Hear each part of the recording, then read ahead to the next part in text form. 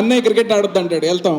So అలాగే ఈయనన్న కూడా నాకు ఇంకా ఫ్యామిలీయే కాబట్టి ఇప్పుడు ఎందుకు అని అన్నా కూడా లేదు లేదు ఆల్రెడీ మనం చేస్తున్నాం కదా మళ్ళీ ఇమీడియట్గా ఎందుకు అని అంటే లేదు లేదు అన్నాను. అండ్ ఇప్పుడు నాకు ఇంకొకటి ఏంటంటే ఏదన్నా లైఫ్ లైన్ ఎవరంటే బిగ్ బాస్ రవి గారు అనమాట. సో రవి గారు కూడా అన్నారు అని అంటే ఆయనతో మాట్లాడితే ఆయన కూడా కరెక్టేనండి అని అంటే.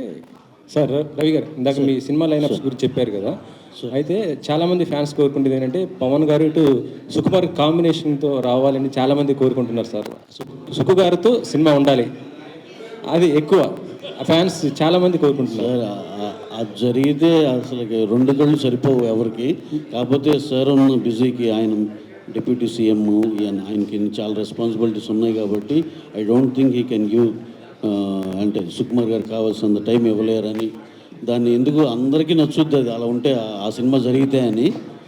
కానీ అది జరగదని కూడా మనకు తెలుసు కదా, కానీ జరిగితే కనుక చాలా బాగుంటుందని అందరు హ్యాపీ. మీరు ఏమైనా ట్రై చేస్తారా ఒకవేళ అవకాశం? అంటే ఇప్పుడు సార్కి ఉన్న డేట్ల అవైలబిలిటీని బట్టి అసలు కష్టం కదండి, అది మనకి ఆల్రెడీ తెలిసినా ట్రై చేయటం ఎందుకు.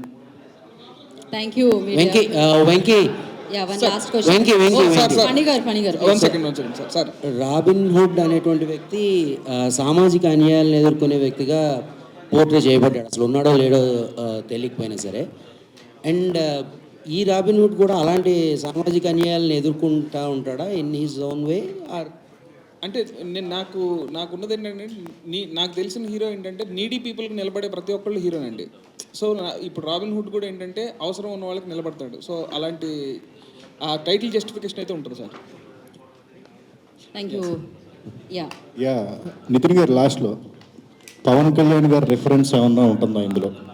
దీంట్లో లేదండి, దీంట్లో ఏం లేదు. ఉంటే ఎందుకుందో అంటారు, లేదంటే ఎందుకు లేదో అంటారు. అన్నీ మీరే మాట్లాడి మళ్ళీ నా చేత పెడతారు మైక్ మీరు.